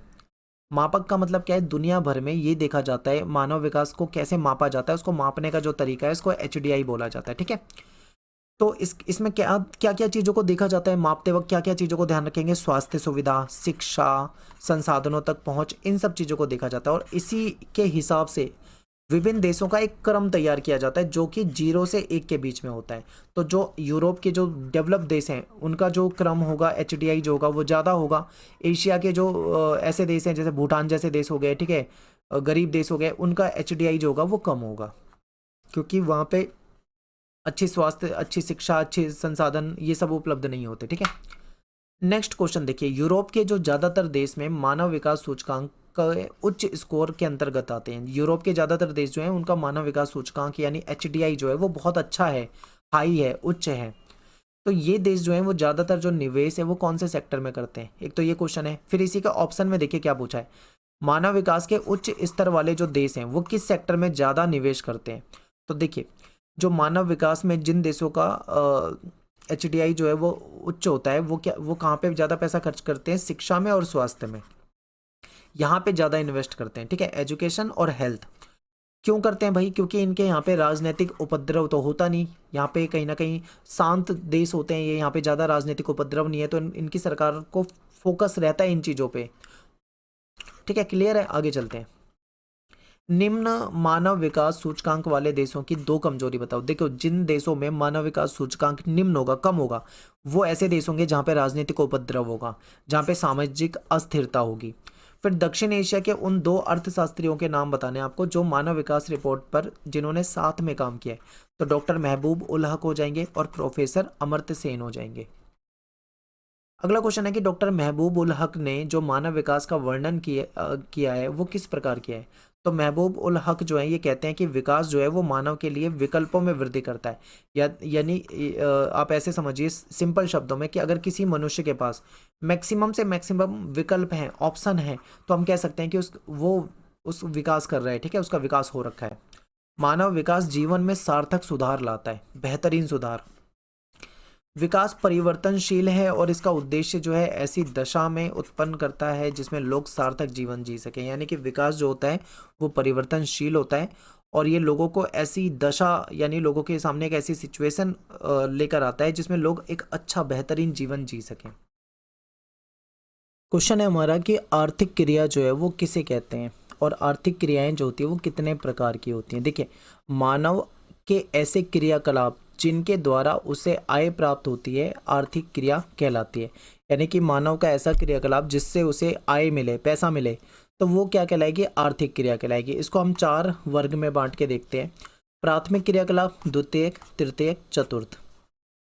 अब क्वेश्चन ये है कि प्राथमिक क्रियाकलाप क्या होता है? तो प्राथमिक क्रिया प्रत्यक्ष रूप से पर्यावरण पर निर्भर करती है, यानी कि ऐसे काम जो डायरेक्ट पर्यावरण पर निर्भर कर रहे हैं, ठीक है, जिनके जरिए हमारी आय भी हो रही हो, इसको हम प्राथमिक क्रियाकलाप कहेंगे। इसमें क्या क्या आ जाएगा? जैसे खेती करना, सीधा हम पर्यावरण से जुड़ा हुआ है, ठीक है, आखेट करना, और भोजन संग्रह, पशुचारण, मछली पकड़ना, वनों में लकड़ी काटना, खनन, ये सब प्राथमिक क्रियाकलाप में आ जाता है। चलवाशी पशुचारण किसे कहते हैं? चलवाशी पशुचारण एक प्राचीन जीवन निर्वाह व्यवसाय रहा है, ठीक है, प्राचीन समय से चला आ रहा है। इसमें क्या होता है कि पशुचारक जो होते हैं वो अपने भोजन, वस्त्र, शरण और औजार एवं यातायात के लिए पशुओं पे ही निर्भर होते हैं। पूरी तरीके से वो किस पे निर्भर है? अपने पशुओं पे। इसमें मनुष्य जो होता है वो अपने पालतू पशु, ठीक है, जो भी उसके पालतू पशु हैं उनके साथ पानी और चरागाह की उपलब्धता के अनुसार, यानी पानी और चरागाह की तलाश में एक स्थान से दूसरे स्थान पर स्थानांतरित होते रहते हैं। और इन पशुचारक वर्गों के अपने अपने निश्चित चरागाह क्षेत्र होते हैं। जैसे मान लीजिए एक चरागाह क्षेत्र है तो सारे के सारे इसमें आ जाएंगे, ठीक है, सबके अपने निश्चित होते हैं। जैसे कि भाई फिर यहाँ पे एक चरागाह है तो यहाँ पे एक समुदाय आ जाएगा, फिर दूसरे चरागाह पे दूसरा समुदाय, इस तरीके से सबके अपने निश्चित क्षेत्र बटे होते हैं। चलवासी पशुचारण के 3 प्रमुख क्षेत्र कौन से? उत्तरी अफ्रीका, अरब प्रायद्वीप, मंगोलिया, मध्य चीन, ये हो जाएगा। दूसरा हो जाएगा यूरोप में, यूरोप, एशिया के टुंड्रा प्रदेश। फिर दक्षिणी गोलार्ध में देखें तो दक्षिण पश्चिम एशिया, मेडागास्कर द्वीप वगैरह, ये सब आ जाते हैं। अगला क्वेश्चन है कि स्थानांतरण कृषि क्या है? कर्तन और दहन कृषि क्या है? झूम खेती किसे कहते हैं? तो देखिए, झूम खेती में क्षेत्रों की वनस्पति को काट दिया जाता है, जला दिया जाता है और जली हुई राख की परत जो होती है उसको उर्वरक के रूप में यूज करते हैं। इसमें जो बोए गए खेत होते हैं वो बहुत छोटे होते हैं और खेती भी जो होती है वो पुराने औजारों से होती है, ठीक है, लोकल लेवल पे होती है। इसमें मिट्टी का उपजाऊपन जब समाप्त हो जाता है तब कृषक जो होते हैं वो नए वन जलाकर और वहाँ पे खेती करने लग जाते हैं। ये नॉर्थ ईस्ट के राज्य जो है भारत में, यहाँ पे ज़्यादा होती है ये। तो समझ में आया आपको? इसे झूम खेती भी कहते हैं, झूमिंग खेती भी कहते हैं, कृषि कर्तन दहन कृषि भी कहते हैं। इसमें क्या होता है, फिर से समझिए, एक क्षेत्र होता है, जैसे मान लो किसान क्या कर रहे हैं, इस क्षेत्र में कृषि कर रहे हैं, तो यहाँ पे जो घास वगैरह होगी इसको साफ कर देंगे, पेड़ पौधे काट कूट के जला जलो देंगे। इसमें क्या होगा, जो इससे राख निकलेगी उसी से ये जमीन को उर्वरक शक्ति मिल जाएगी कहीं ना कहीं, ठीक है, ये खाद का काम कर जाती है, उर्वरकता बढ़ाती है। फिर यहाँ पे खेती करेंगे 2 से 3 साल, फिर इस जगह को छोड़ जाएंगे, दूसरी जगह पे चला जाएंगे, वहाँ पे भी ये यही प्रोसेस करेंगे जो यहाँ करा था और तब तक ये खाली छोड़ देंगे। फिर इसको छोड़ के तीसरी जगह चले जाएंगे, फिर वापस यहाँ पे आ जाएंगे। तो इस तरीके से चलता रहता है। डेयरी कृषि से क्या अभिप्राय है? डेयरी कृषि जो है इसकी विशेषता बताइए। देखिए, इसमें क्या होता है, एक विशेष प्रकार की कृषि है ये। इसके अंतर्गत पशुओं को दूध के लिए पाला जाता है, उनका स्वास्थ्य, उनका प्रजनन, उनकी चिकित्सा, इन सब चीज़ों पे विशेष ध्यान दिया जाता है। इसकी एक महत्वपूर्ण विशेषता ये है कि इसमें पूंजी बहुत ज़्यादा लगती है, ठीक है, पशुओं के लिए छप्पर, घास सिंचित करने, भंडार, दुग्ध उत्पादन में अधिक ज़्यादा से ज़्यादा यहाँ पे मशीनों का इस्तेमाल होता है, तो इसलिए इसमें पूंजी बहुत ज़्यादा लगती है। फिर श्रम की बात करें तो पशुओं को चराना, दूध निकालना, ये जो काम होता है ये वर्ष भर की श्रम आवश्यकता होती है, यानी कि पूरे साल भर के लिए इसमें श्रम चाहिए। श्रम मतलब मजदूरी चाहिए, ठीक है, मजदूर चाहिए। नगरीय और औद्योगिक क्षेत्रों में विकसित यातायात के साधन का उपयोग और पशुचरीकरण की सुविधा उपलब्ध होने के कारण इन केंद्रों के निकट स्थापित किए जाते हैं। यानी कि ये जो डेयरी कृषि, ये जो फार्म होते हैं इनके, ये ज़्यादातर नगरीय और औद्योगिक क्षेत्रों के आसपास रखते हैं क्योंकि वहाँ पे यातायात की सुविधाएं भी होती हैं, ठीक है, और अन्य सुविधाएं भी होती है। फिर बात करते हैं बाजार। डेयरी कृषि का कार्य जो है वह नगरीय और औद्योगिक केंद्रों के समीप किया जाता है क्योंकि ये क्षेत्र जो होते हैं यहाँ से ताज़ा दूध और अन्य जो डेयरी उत्पाद हैं इसको आसानी से बाजार मिल जाता है, बाजार में इसको उपलब्ध करा दिया जाता है। मुख्य क्षेत्र जो है इसका ये है उत्तर पश्चिमी यूरोप में, कनाडा में, ठीक है, न्यूजीलैंड, दक्षिण पूर्व ऑस्ट्रेलिया, तस्मानिया, ये सब इसके मुख्य क्षेत्र हैं। अगला क्वेश्चन है कि वाणिज्य पशुधन पालन से क्या अभिप्राय है? इसमें क्या होता है, वाणिज्य पशुधन पालन में एक निश्चित स्थान पर एक विशाल क्षेत्र वाले फार्म पर किया जाता है, यानी एक बहुत बड़ा क्षेत्र वाला फार्म होता है ये, यहाँ पे ऐसा किया जाता है। यहाँ पे बहुत ज़्यादा पूंजी की ज़रूरत होती है, बहुत ज़्यादा पैसा लगता है। क्योंकि इसमें पशुओं की जो देखभाल होती है वो वैज्ञानिक तरीकों से की जाती है, ठीक है। और इसमें विशेष प्रकार के ही पशु पाले जाते हैं और एक तरह के ही पशु पाले जाते हैं। ये न्यूजीलैंड, ऑस्ट्रेलिया, अर्जेंटीना, अमेरिका, यहाँ पे ऐसा होता है। क्वेश्चन आपके पेपर में कई बार आता है, मैं आपको इसे बताऊंगा, ये मोस्ट इंपॉर्टेंट क्वेश्चन है, इसे बिल्कुल याद करके जाना। भूमध्य सागरीय कृषि की विशेषता बतानी है। तो देखिए इस कृषि में क्या होता है, ये कृषि जो है मेनली भूमध्य सागरीय जलवायु वाले प्रदेश में की जाती है। इसमें जो मेनली खट्टे फल होते हैं इसका उत्पादन किया जाता है, इसी पे बल दिया जाता है। यहाँ शुष्क कृषि भी की जाती है और गर्मी के महीनों में यहाँ पे अंजीर और जैतून पैदा किया जाता है। शीत ऋतु की बात करें तो शीत ऋतु में जब यूरोप और संयुक्त राज्य अमेरिका में फलों और सब्जियों की मांग ज़्यादा हो जाती है, डिमांड ज़्यादा होती है, तब इसी क्षेत्र से इसकी आपूर्ति कर दी जाती है। यहाँ पे क्या होता है, अंगूर की खेती होती है तो अच्छी क्वालिटी की शराब बनाई जाती है, ठीक है, अंगूरों से। अगला क्वेश्चन है कि सहकारी कृषि और सामूहिक कृषि में क्या अंतर है। सहकारी कृषि देखिए, सहकारी कृषि में क्या होता है, किसान जो होते हैं अपनी इच्छा से अधिक लाभ कमाने के लिए एक संस्था बनाते हैं और फिर कृषि करते हैं, ठीक है, इसको सहकारी कृषि कहते हैं। सहकारी संस्था जो होती है वो किसान सभी रूप से सहायता करते हैं और इसको ज़्यादा सफलता जो मिली है वो डेनमार्क में मिली है। सामूहिक कृषि की बात करें तो इसमें उत्पादन के साधनों का स्वामित्व जो होता है वो संपूर्ण समाज या सामूहिक श्रम पे आधारित होता है। ज़्यादातर ये सोवियत संघ वगैरह में ही होती थी ऐसी खेती। और इसमें किसान जो होते हैं अपने संसाधन और जैसे भूमि, पशुधन, श्रम, इन सबको मिलाकर खेती करते हैं। तो दोनों में क्या है, डिफरेंस है। खनन से क्या अभिप्राय है, खनन को प्रभावित करने वाला कारक, तो पृथ्वी से धातु, अयस्क और औद्योगिक तथा अन्य उपयोगी खनिज को बाहर निकालना खनन कहते हैं। क्योंकि आपको पता है धरातल में कुछ खनिज संसाधन होते हैं, उसको धरातल से बाहर निकालना ही खनन कहलाता है। दो तरह का खनन होता है, एक होता है धरातलीय खनन, एक भूमिगत खनन, ठीक है। अब धरातलीय खनन क्या होता है मैं आपको यहाँ समझा दूँ। जैसे मान लीजिए ये भूमि है, ठीक है, ये जमीन है, तो जमीन में अगर ऊपर कुछ दूरी तक ही खनन किया जा रहा है, ठीक है, ऊपर कुछ लेवल तक ही खनन किया जा रहा है, 10 फुट, 5 फुट, 20 फुट ऐसे, तो ये धरातलीय खनन में आ जाएगा। लेकिन जब जमीन के काफ़ी अंदर तक, काफ़ी गहराई तक खनन किया जा रहा है, बहुत निचले लेवल तक पहुंच जा रहे हैं जमीन में, तो इसको भूमिगत खनन कहते हैं, ठीक है। खनन को प्रभावित करने वाले कारक कौन से हैं। भौतिक कारक में क्या होगा, खनिज निक्षेप का आकार, यानी खनिज जहाँ पे उसका क्या आकार है, श्रेणी क्या है, उसकी उपस्थिति की अवस्था क्या है। फिर आर्थिक कारक आ जाते हैं, खनिज की डिमांड कितनी है, कौन सा खनिज कहाँ पे उपलब्ध है, उसकी डिमांड है भी या नहीं। तकनीकी ज्ञान भी महत्वपूर्ण है, खनिज का उपयोग क्या है, संरचना, पूंजी, यातायात, ये सारी चीज़ें इसको प्रभावित करती हैं। अगला क्वेश्चन है कि बाजार के लिए सब्जी खेती एवं उद्यान कृषि की विशेषताओं को स्पष्ट करना है। तो इस कृषि में क्या होता है, ज़्यादा से ज़्यादा पैसा कमाना है, ज़्यादा मतलब ऐसी फसल उगाते हैं जिसमें ज़्यादा ज़्यादा पैसा बने, ठीक है। इसमें फल उगाए जाते हैं, सब्जी उगाई जाती है और फूल लगाए जाते हैं। इसकी मांग जो होती है वो ज़्यादातर नगरीय क्षेत्रों में होती है। तो इस कृषि में खेतों का आकार जो होता है वो छोटा होता है और खेत जो है अच्छे यातायात साधनों के द्वारा नगरीय केंद्रों से जुड़े होते हैं, ताकि खेतों से अच्छे से मतलब चीज़ों को जो फसल है उसको आसानी से नगरों तक पहुंचाया जा सके। इसमें क्या होता है, ज़्यादा श्रम और ज़्यादा पूंजी की ज़रूरत पड़ती है। इसमें इसके अलावा सिंचाई, उर्वरक और अच्छे किस्म के बीज, कीटनाशक वगैरह की ज़रूरत पड़ती है इसमें। क्वेश्चन है कि द्वितीय क्रियाएं क्या हैं। तो देखिए द्वितीय क्रियाओं के द्वारा प्राकृतिक संसाधनों का मूल्य बढ़ जाता है और मनुष्य अपने कौशल यानी अपनी स्किल का इस्तेमाल करके, अपनी तकनीक, अपनी पूंजी और अपने श्रम की सहायता से कच्चा माल जो होता है उसको उत्पाद के रूप में बदल देता है। तो इसको द्वितीय क्रिया कहते हैं। अब देखिए इसमें क्या होता है, जो प्रकृति से मिलने वाली चीज़ होती है ना, उसी को अपनी स्किल और तकनीक यूज़ करके उसको महंगे प्रोडक्ट में जो बदल दिया जाता है, यही द्वितीय क्रिया होती है। जैसे कि एग्जाम्पल, कपास की खेती की जाती है, उसमें कपास मिलती है यानी कि रुई मिलती है, उससे धागा बनाया जाता है और फिर उसी से कपड़े बना दिए जाते हैं। तो जब कपास होती है तो वो सस्ती होती है, लेकिन जब उससे धागा और कपड़े बन जाते हैं तो वो उसकी कीमत बढ़ जाती है, ठीक है। इसी को द्वितीयक क्रिया कहते हैं। जैसे मान लीजिए गन्ना, ये हमें किससे मिला है, ये प्राथमिक क्रियाकलाप से मिला है, यानी खेती से हमें गन्ना मिल गया। अब गन्ने को गन्ने के रूप में बेचा जाए तो वो सस्ता बिकेगा, लेकिन गन्ने से जब चीनी बना दी जाएगी तो चीनी की कीमत जो होती है वो ज़्यादा हो जाती है, ठीक है। आलू है, जैसे आलू कैसे मिलता है, प्राथमिक क्रियाकलाप यानी खेती से मिलता है। आलू की कीमत सस्ती होती है, कम होती है, लेकिन आलू से जब चिप्स बना दिए जाते हैं, आप देखते हो कि छोटे छोटे पैकेट में छोटे थोड़े थोड़े से चिप्स जो होते हैं वो कितने महंगे होते हैं। तो इसी को क्या कहा जाता है, द्वितीयक क्रियाकलाप।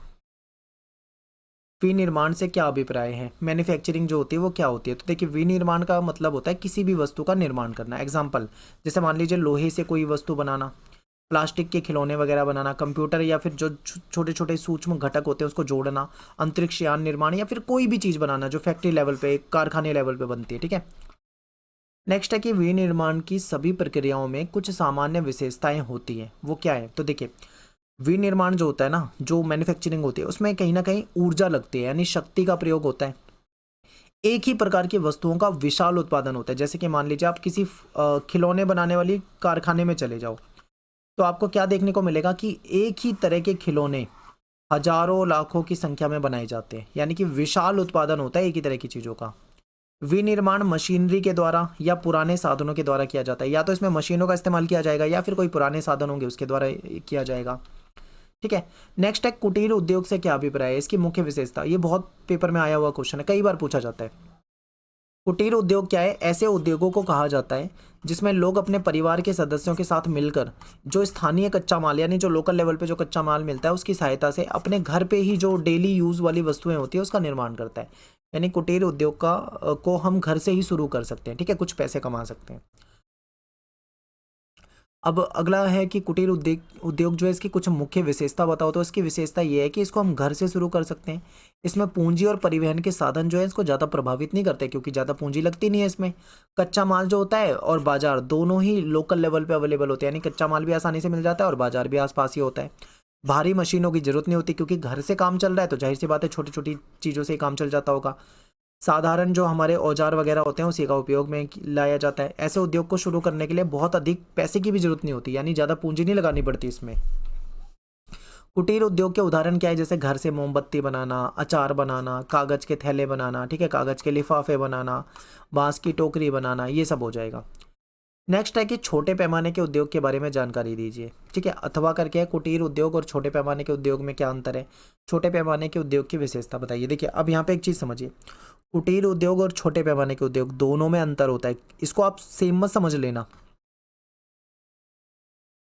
ये जो उद्योग होते हैं कुटीर उद्योग से अलग होते हैं। इन उद्योगों में उत्पादन की जो तकनीक है और जो निर्माण स्थल है दोनों कुटीर उद्योग से अलग होते हैं। क्यों?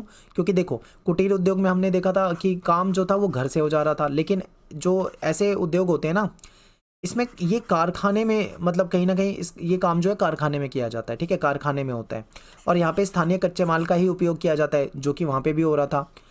उद्योग में यहाँ पे अर्धकुशल श्रमिक और शक्ति के साधनों से चलने वाले, यानी बिजली से चलने वाले मशीनों से काम होता है और अर्धकुशल श्रमिक यहाँ पे चाहिए होते हैं।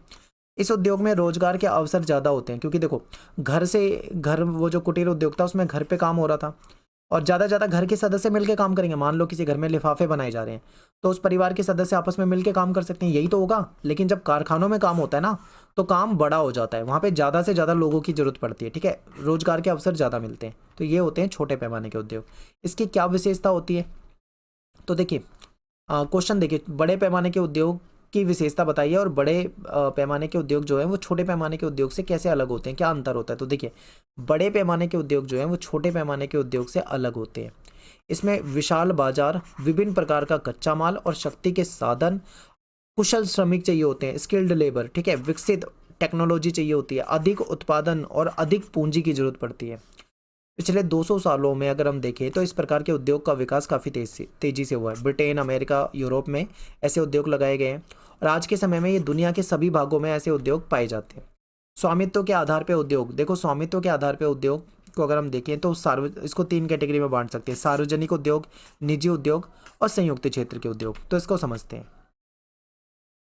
सार्वजनिक क्षेत्र के उद्योग देखते हैं सबसे पहले। ठीक है, ये उद्योग जो है ये सरकार के अधीन होते हैं। इन उद्योगों का प्रबंधन यानी मैनेजमेंट जो होती है वो सरकार करती है। समाजवादी देशों में ऐसे उद्योग ज़्यादा होते हैं, क्योंकि वहाँ पे समाजवादी देशों में ज़्यादातर सब कुछ जो होता है वो राज्य यानी सरकार के हाथ में होता है। ठीक है, नेक्स्ट है हमारा निजी क्षेत्र के उद्योग। ये क्या होते हैं? प्राइवेट उद्योग होते हैं। ऐसे उद्योगों के मालिक जो होते हैं वो कोई एक व्यक्ति या कोई कंपनी होती है। ऐसे उद्योगों का संचालन जो है वो निजी संगठन करते हैं और पूंजीवादी देशों में ऐसे उद्योग जो होते हैं वो ज़्यादा होते हैं। भारत में भी जैसे टाटा हो गया, बिरला हो गया, रिलायंस हो गया, ये सब प्राइवेट उद्योग हैं। ठीक है, निजी क्षेत्र के उद्योग हैं। नेक्स्ट है संयुक्त क्षेत्र के उद्योग। इसमें क्या होता है? इसका संचालन जो है वो सरकार भी करती है और निजी कंपनी भी करती है, यानी दोनों मिलकर पार्टनरशिप में करते हैं। एचपीसीएल, मित्तल एनर्जी लिमिटेड, ये सब इसके उदाहरण हो जाएंगे। नेक्स्ट है स्वच्छंद उद्योग जो होते हैं उसकी कोई 3 विशेषता बतानी है। देखिए, स्वच्छंद उद्योग जो है वो व्यापक विविधता वाले स्थान पर स्थित होते हैं। इसमें विशेष प्रकार का कच्चा माल की कोई निर्भरता नहीं होती, कोई विशिष्ट कच्चा माल मतलब नहीं चाहिए। ये उद्योग जो होते हैं संगठक पुर्जों पर निर्भर होते हैं, जो कहीं से भी प्राप्त किए जा सकते हैं। अब पुर्जे का मतलब क्या है, यहाँ पे कुछ पुर्जे या फिर कोई बनी बनाई चीज़ होती है जो आपस में जोड़ के काम चल जाता हो, ऐसी चीज़ों पे निर्भर होते हैं। इसमें उत्पादन कम मात्रा में होता है और श्रमिकों को भी कम ही आवश्यकता यहाँ पे पड़ती है। और ऐसे उद्योग प्रदूषण नहीं फैलाते, क्योंकि जो पुर्जे वगैरह होते हैं वो बनते कहीं और हैं।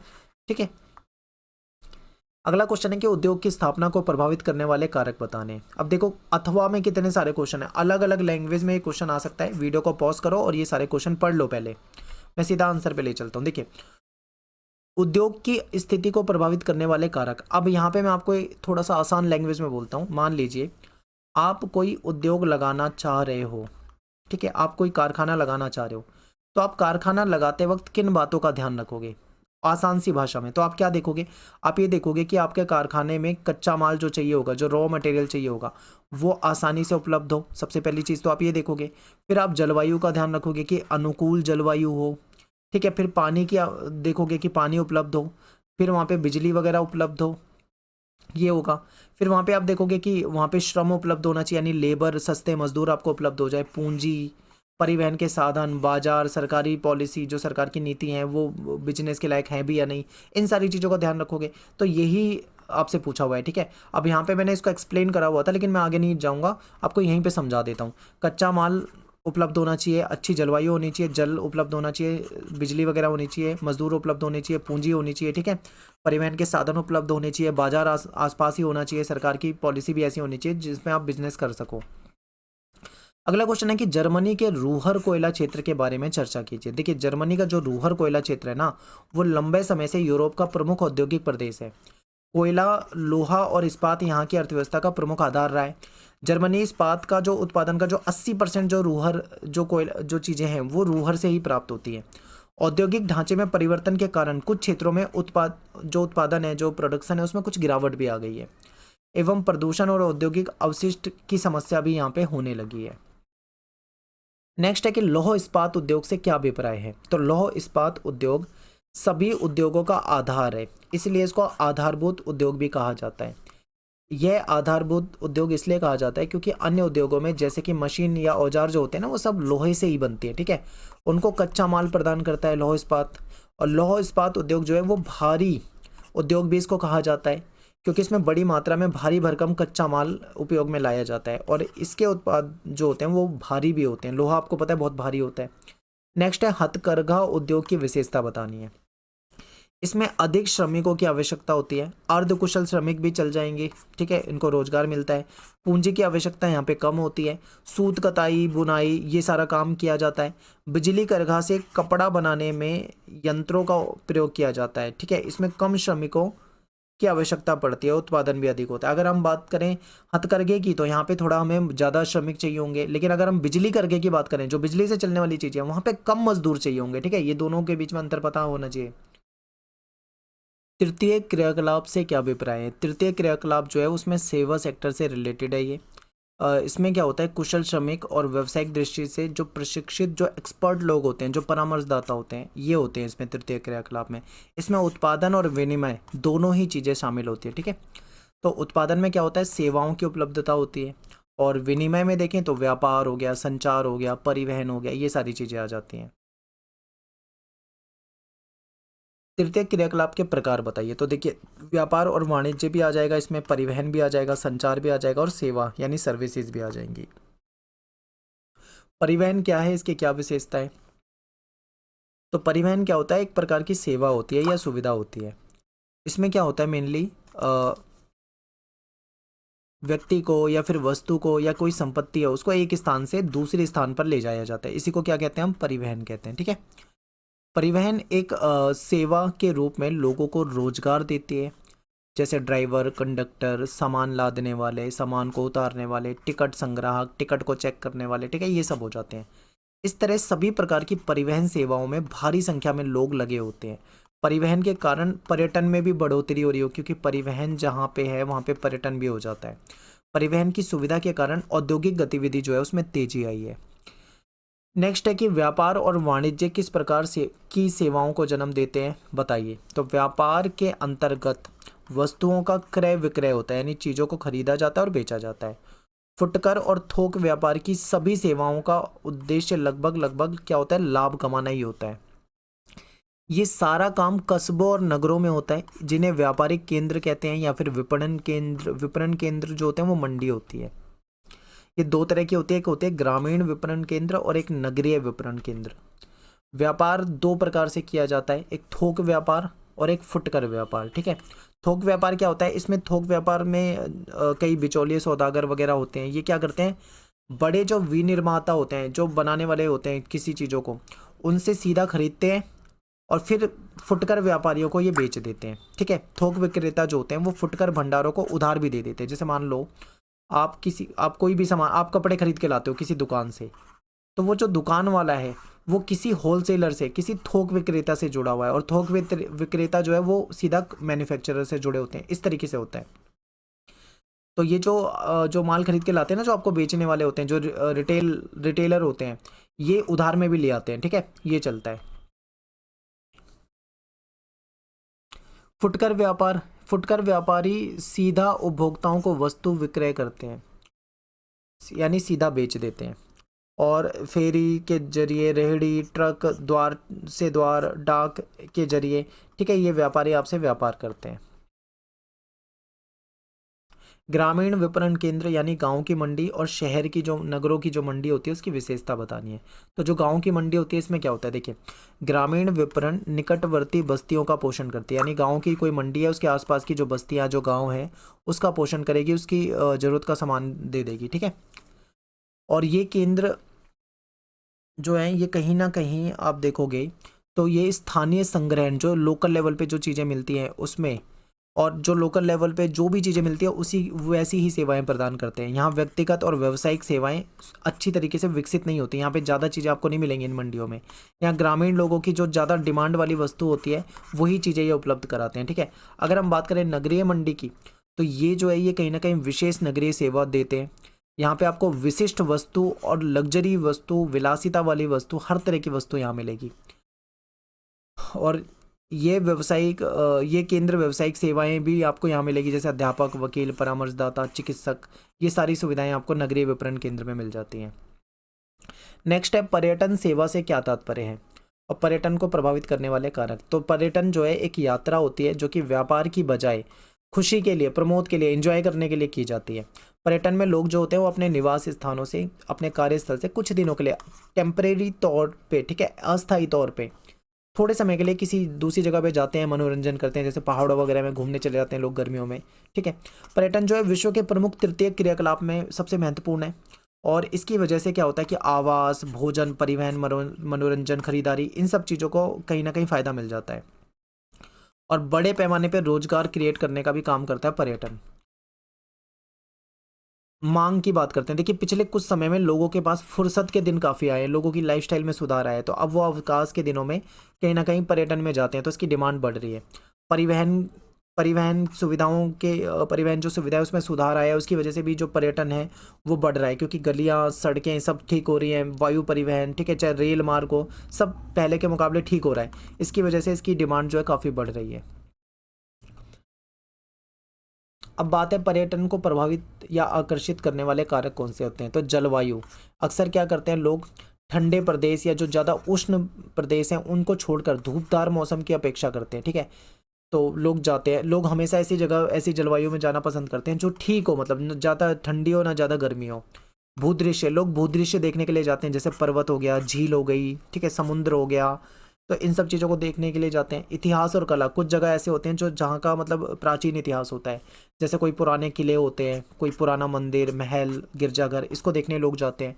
संस्कृति और अर्थव्यवस्था, ठीक है, लोग सांस्कृतिक जगहों पे भी जाना पसंद करते हैं। नेक्स्ट है चिकित्सा पर्यटन क्या है और विकासशील देशों में तेजी से क्यों बढ़ रहा है। देखिए चिकित्सा पर्यटन क्या होता है, ये भी एक तरह का पर्यटन है। इसमें लोग क्या करते हैं, इलाज कराने के लिए जाते हैं घूमने। जैसे मान लो अमेरिका में कोई इलाज जो है किसी चीज़ का वो काफ़ी महंगा होगा, लेकिन अगर अमेरिका के लोग इंडिया में आके वो उसी बीमारी का इलाज कराते हैं तो यहाँ पे सस्ता होगा, तो यानी कम पैसों में उनको ज़्यादा सुविधाएं मिल जाएंगी। तो ऐसे में इसी उद्देश्य से जो यात्रा की जाती है इसी को चिकित्सा पर्यटन कहते हैं, ठीक है। तो इसमें जो भारत, थाईलैंड, मलेशिया, सिंगापुर जैसे देश जो है चिकित्सा पर्यटन के क्षेत्र में काफ़ी तेज़ी से उभर रहे हैं, क्योंकि सस्ते में अच्छी स्वास्थ्य सुविधाएं दे देते हैं। नेक्स्ट क्वेश्चन है, चतुर्थक सेवा से क्या अभिप्राय है। तो देखिए, चतुर्थक सेवाओं के अंतर्गत कर्मचारियों के विशिष्ट ज्ञान का उपयोग किया जाता है। दूसरे शब्दों में कहें तो ये ज्ञानोन्मुख सेक्टर होता है, ठीक है। इसमें प्राथमिक द्वितीयक सेक्टरों की से बड़ी संख्या में चतुर्थक सेक्टर की तरफ सेवाएं जो है प्रतिस्थापित हो जाती हैं। सेवाओं में क्या होता है, वृद्धि अर्थव्यवस्था के विकसित होने का प्रतीक है। अगर मान लो सेवाएं बढ़ रही हैं तो आप समझो कि अर्थव्यवस्था विकसित हो रही है। और तृतीयक चतुर्थक दोनों तरह के ये कार्य होते हैं। इसमें क्या क्या आ जाता है, जैसे अध्यापक तृतीयक श्रेणी में है, किंतु यदि कोई अध्यापक नवीन शिक्षण पद्धति का इस्तेमाल करके, ठीक है, कोई कार्य, कोई आविष्कार करता है तो वो चतुर्थक श्रेणी में चला जाता है। परिवहन जो है वो व्यक्ति और वस्तुओं को एक स्थान से दूसरे स्थान तक ले जाने की सेवा या सुविधा को कहते हैं। इसमें मनुष्य, पशु या फिर विभिन्न प्रकार की गाड़ियों का प्रयोग किया जाता है। परिवहन की विधाएं बताएं तो कई तरह की विधा होती है। एक तो होती है स्थल यानी सड़कों के जरिए, एक होती है जल जिसमें हम समुद्री जहाज हो जाते हैं या फिर हमारी नाव वगैरह हो जाती है, ठीक है, उसके जरिए। वायु परिवहन आप जानते ही हैं, हवाई जहाज वगैरह हो जाता है। और पाइपलाइन परिवहन जिससे हम लिक्विड जो चीज़ें होती हैं, ये गैस वाली जो चीज़ें होती हैं उसको एक जगह से दूसरी जगह पे पहुँचाते हैं। परिवहन जाल क्या होता है, अनेक स्थान, ठीक है, जिन्हें परस्पर मार्गों की श्रेणियों द्वारा जोड़ दिया जाने पर जिस प्रारूप का निर्माण होता है उसे परिवहन जाल कहते हैं। इसमें क्या होता है, देखिए, जैसे मान लीजिए एक सड़क है, फिर दूसरी सड़क यूं जुड़ गई, फिर तीसरी इधर जुड़ गई, फिर चौथी ऐसे, मतलब जब इस तरीके से ये जो रोड होते हैं, जो रास्ते होते हैं आपस में जुड़ जाते हैं तो इसको हम क्या कहते हैं, परिवहन जाल कहते हैं। महामार्ग से क्या अभिप्राय है और इसकी क्या विशेषता है। महामार्ग ऐसी पक्की सड़क होती है जो दूर स्थित स्थानों को आपस में मिलाती है, ठीक है। इसकी विशेषता क्या होती है कि महामार्ग जो होते हैं, जो हमारे हाईवे वगैरह होते हैं, ये अबाधित यातायात की सुविधा प्रदान करते हैं, यानी कि डायरेक्ट आप चल सकते हो, कोई यहाँ पे रेड लाइट वगैरह इतनी नहीं मिलेगी आपको, डायरेक्ट आप जा सकते हो, ठीक है, फुल स्पीड में जा सकते हैं। और इसको आबादित करने के लिए क्या करते हैं, फ्लाईओवर बना दिए जाते हैं और यहाँ पे लाल बत्ती वगैरह नहीं रखी जाती, जहाँ तक मतलब संभव होता है लाल बत्ती, यहाँ पे रेड लाइट वगैरह नहीं रखी जाती। ये सड़कें गति अवरोधकों से मुक्त एवं कई लेन वाली होती हैं, यानी इसमें कई लेन वाली सड़कें होती हैं और यहाँ ब्रेकर वगैरह बहुत ही कम आपको दिखेंगे, ना के बराबर। इनकी चौड़ाई लगभग 80 मीटर होती है। ये सड़कें देश के प्रमुख नगर, प्रमुख पत्तन को आपस में जोड़ती हैं। इन सड़कों के किनारों पर रेलिंग लगा दी जाती है ताकि वह, ठीक है, ताकि इनको कोई क्रॉस ना कर सके और यातायात जो है निर्बाध रूप से चलता रहे। दुनिया भर में सड़क परिवहन की किन्हीं 3 प्रमुख समस्याओं के बारे में बताना। तो देखिए, सड़कें प्राकृतिक आपदा के दौरान खराब हो सकती हैं, मौसमी दशाओं के हिसाब से भी कई बार अनुपयोगी हो जाती हैं। यातायात का अगर इन पे दबाव बहुत ज़्यादा हो तो सड़क जाल उसको पूरा नहीं कर सकता, ठीक है, इस पे ज़्यादा दबाव पड़ता है, ट्रैफिक जैम लग जाता है, लोगों को समस्याएं उठानी पड़ती हैं। सड़कों का निर्माण करना और इसका रखरखाव करना भी काफ़ी कॉस्टली होता है, काफ़ी पैसा लगता है, काफ़ी महंगा होता है। वायु परिवहन की आपको 3 लाभ बताने हैं। तो देखिए, वायु परिवहन जो है वो सबसे तीव्रतम साधन है, जितनी जल्दी आप एरोप्लेन से कहीं जा सकते हो और किसी दूसरे साधन से नहीं जा सकते।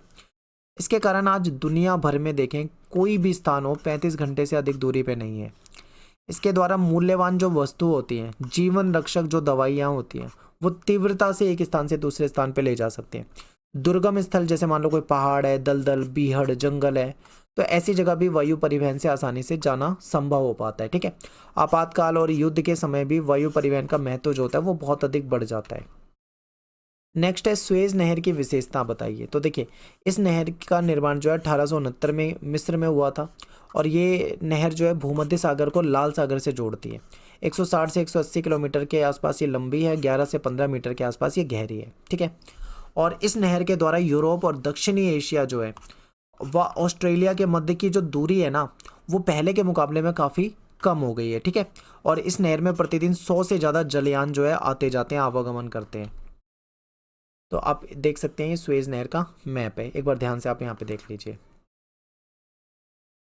पनामा नहर की विशेषता, ये नहर जो है अटलांटिक महासागर को प्रशांत महासागर से जोड़ रही है और ये जो उत्तरी और दक्षिणी अमेरिका के मध्य में 72 किलोमीटर लंबी ये पनामा नहर है, ठीक है। इस नहर के कारण क्या है कि उत्तरी अमेरिका के जो पूर्व में जो न्यूयॉर्क या पश्चिम में जो सैन फ्रांसिस्को है, इसके मध्य में जल परिवहन जो है वो 13,000 किलोमीटर की दूरी कम हो गई। अब सोचो कि इसकी वजह से 13,000 किलोमीटर की दूरी कम हो गई है न्यूयॉर्क से सैन फ्रांसिस्को के बीच में।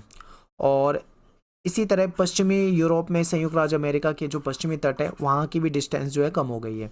दक्षिण अमेरिका और पूर्व एवं पश्चिमी तटों के मध्य में आसानी से परिवहन हो जाता है इससे। और ये नहर जो है दक्षिण अमेरिका के राष्ट्रों के मध्य में व्यापार को बढ़ाने में भी सहायक सिद्ध हुआ है, काफ़ी फायदा हुआ है। नेक्स्ट है सड़कों पर संकुलन क्यों हो जाता है। संकुलन का मतलब है ट्रैफिक जैम क्यों हो जाता है, और संकुलन की समस्या का समाधान का उपाय पूछा हुआ है। तो देखिए, जब सड़क तंत्र यातायात की आवश्यकता के अनुरूप विकसित नहीं होते, मान लो यातायात बहुत ज़्यादा है, सड़कें कम बना रखी हैं, कम चौड़ी हैं, तो इसकी वजह से क्या होता है, यहाँ पे ट्रैफिक जाम लग जाता है। और इसकी समस्या का समाधान क्या हो सकता है, देखिए सार्वजनिक बस सेवाओं के सुधार व परिवहन द्रुत मार्ग। कहने का मतलब ये है कि कोशिश करना चाहिए कि अपना व्हीकल लेके निकलने से ज़्यादा अच्छा है सार्वजनिक बस वगैरह का इस्तेमाल किया जाए, ठीक है। सड़कों को चौड़ा करना, उसकी जो क्वालिटी है उसको सुधारना, पुल, फ्लाईओवर और दोहरे वाहन का मार्ग निर्माण करना, यानी टू लेन जो लेन होती है, जो डबल वे होते हैं, ऐसे मार्ग बनाना, ठीक है। सड़कों को चौड़ा कर देना, पुल बना देना, कहीं पे जाम लगता है फ्लाईओवर वगैरह बना देना। उच्चतर पार्किंग शुल्क लगाकर निजी वाहनों की संख्या को कम करना, कि निजी वाहन जितने कम आएंगे, सार्वजनिक वाहन जितने ज़्यादा होंगे, उतना ही ट्रैफिक जाम कम होगा। जल परिवहन के लाभ बताने हैं, ठीक है। ये सबसे सस्ता और उपयोगी परिवहन है। तो जल परिवहन में मार्गों का यानी रास्ते का कोई निर्माण नहीं करना पड़ता, एक तो ये फ़ायदा है। महासागर एक दूसरे से पहले से जुड़े हुए हैं, तो इसकी वजह से भी जहाज आसानी से चलते हैं। और स्थल मार्ग की तरह जल मार्ग पर घर्षण नहीं होता, ईंधन की खपत भी यहाँ पे कम होती है, और ये देखा जाए तो काफ़ी सस्ता साधन होता है, ठीक है। संसार में उपग्रह संचार जो प्रणाली है उसकी 3 विशेषता बतानी, क्या फ़ायदे हैं इसके। तो देखिए, उपग्रह के माध्यम से संदेश भेजने का खर्च जो है उसमें कमी आई है। उपग्रह संचार प्रणाली से रेडियो और टेलीविज़न जो होता है इसका प्रयोग कर पाते हैं। उपग्रह संचार से मौसम की जानकारी पहले से पता लग जाती है। उपग्रह संचार प्रणाली के द्वारा पृथ्वी के जो खनिज हैं उसके बारे में जानकारी प्राप्त हुई है। तो इसके काफ़ी लाभ हैं, ठीक है। अगला क्वेश्चन है कि अंतर्राष्ट्रीय व्यापार के रूप में पत्तन का महत्व बताना। देखिए, पत्तन जो है व्यापार के लिए बहुत ज़रूरी होते हैं, क्योंकि बड़े पैमाने पे जो अंतर्राष्ट्रीय व्यापार होता है वो समुद्री हिस्सों से ही होता है। तो ऐसे में पत्तन की बहुत महत्वपूर्ण भूमिका हो जाती है, ठीक है। जहाज़ों के रुकने, जहाज़ों के ठहरने के लिए ये उसको आश्रय देते हैं। वस्तु को लादना हुआ या वस्तु को उतारना, उसको स्टोरेज करने के लिए भी पत्तन जरूरी है। यहाँ पे अत्याधुनिक सुविधाएँ वगैरह होती हैं, छोटी नौकाओं की सुविधा होती है। तो पत्तन जो है बहुत ज़्यादा महत्वपूर्ण हो जाते हैं अंतर्राष्ट्रीय व्यापार में। मुक्त व्यापार क्या है, जब दो देशों के बीच में जो व्यापार होते हैं उसमें ज़्यादा से ज़्यादा जो बाधाएं होती है शुरू शुरू में, उसको जब हटा दिया जाता है तो इसे मुक्त व्यापार कहते हैं। इसमें सीमा शुल्क वगैरह जो होते हैं उसको खत्म कर दिया जाता है, ठीक है। मुक्त व्यापार के गुण और दोष बताने, तो गुण क्या है, मतलब फ़ायदे क्या है। तो घरेलू उत्पादों और सेवाओं को अंतर्राष्ट्रीय प्रतिस्पर्धा मिलती है, जो लोकल लेवल पे बनने वाली चीज़ें वो दुनिया भर में बेची जाती है, ठीक है। इससे उत्पादन की गुणवत्ता में वृद्धि होगी और व्यापार में भी फायदा होगा, वृद्धि होगी। दोष क्या है, विकासशील देशों में समुचित विकास ना हो पाने के कारण क्या है कि विकसित देश जो है अपने उत्पादों को उनके बाजार में अधिक मात्रा में आराम से भेज देते हैं। विकासशील देश जो है कहीं ना कहीं उनको उन चीज़ों को खरीदना पड़ता है, और उनके यहाँ पे बनने वाली जो उद्योग हैं वो उस लेवल के नहीं बना पाते, तो वो बंद भी हो जाते हैं। ये इसके नुकसान है। अंतर्राष्ट्रीय व्यापार के 3 महत्वपूर्ण पक्ष क्या हैं, तो देखिए, व्यापार का परिमाण हो जाएगा, व्यापार का संयोजन हो जाएगा, और व्यापार की दिशा हो जाएगी। नेक्स्ट क्वेश्चन है कि अंतर्राष्ट्रीय व्यापार के आधारों की व्याख्या कीजिए। तो विश्व के प्रत्येक देश का एक या अन्य वस्तुओं के उत्पादन में कहीं ना कहीं विशिष्टीकरण प्राप्त होता है। तो यही विशिष्टीकरण जो है अंतर्राष्ट्रीय व्यापार का आधार बन जाता है। तो विभिन्न देशों के बीच में जो राष्ट्रीय संसाधन होते हैं वो अलग अलग होते हैं। जनसंख्या का आकार हो गया, आर्थिक विकास की अवस्था हो गई, विदेशी निवेश की सीमा, परिवहन, ये सब अलग अलग होता है, ठीक है। एक अंतर्राष्ट्रीय संगठन के रूप में विश्व व्यापार संगठन की भूमिका क्या है। कुछ देशों द्वारा विश्व व्यापार संगठन की आलोचना क्यों की जाती है। देखिए, विश्व व्यापार संगठन जो है इसकी जो नींव है वो गेट यानी general agreement on trade and tariff के रूप में हुई थी, यानी आज जिसे हम WTO कहते हैं, पहले ये गेट होता था, ठीक है। 1995 में गेट विश्व व्यापार संगठन के रूप में परिवर्तित हो गया था। और विश्व व्यापार संगठन जो है एकमात्र दुनिया भर में एक ऐसी अंतर्राष्ट्रीय संगठन है जो विभिन्न राष्ट्रों के बीच में जो विवाद होता है उसका निपटारा करता है। ये संगठन दूर संचार, बैंकिंग जो सेक्टर है, ऐसी सेवाओं और अन्य विषयों जैसे बौद्धिक संपदा के अधिकार और के व्यापार को लेकर भी कार्य करता है। ठीक है, इसकी आलोचना क्यों होती है? WTO ने मुक्त व्यापार और भूमंडलीकरण को बढ़ावा दिया है, जिसके कारण जो धनी देश हैं वो तो और धनी हो गए, लेकिन गरीब देशों को उसका नुकसान हुआ है। विकसित देशों ने अपने बाजार को विकासशील देशों के उत्पादों के लिए नहीं खोला है। इस संगठन में केवल कुछ प्रभावशाली जो राष्ट्र हैं, जैसे अमेरिका हो गया, जापान हो गया, ऐसे देशों की ज़्यादा चलती है। ठीक है, WTO पर्यावरणीय मुद्दों और बाल श्रम और श्रमिकों के स्वास्थ्य और अधिकारों की उपेक्षा करता है। अंतर्राष्ट्रीय व्यापार के दो प्रकार कौन से हैं? तो द्विपार्श्विक होता है व्यापार और बहुपार्श्विक होता है। द्विपार्श्विक में क्या होता है? मेनली दो देशों के बीच में व्यापार होता है। ठीक है, बहुपार्श्विक में क्या होता है कि एक देश का व्यापार कई देशों के साथ होता है। तो यहाँ पे जो अपनी वीडियो है बुक जो आपको ये वाली बताई है, ये बुक कंप्लीट हो जाती है, सारे चैप्टर के मोस्ट इंपॉर्टेंट क्वेश्चन करा दिए हैं। यही क्वेश्चन पेपर में आएंगे, घुमा फिरा के लैंग्वेज पूछी जा सकती है पर इससे बाहर नहीं आएगा। ठीक है, मिलते हैं नेक्स्ट वीडियो में। Thanks for watching. जय हिंद, जय भारत।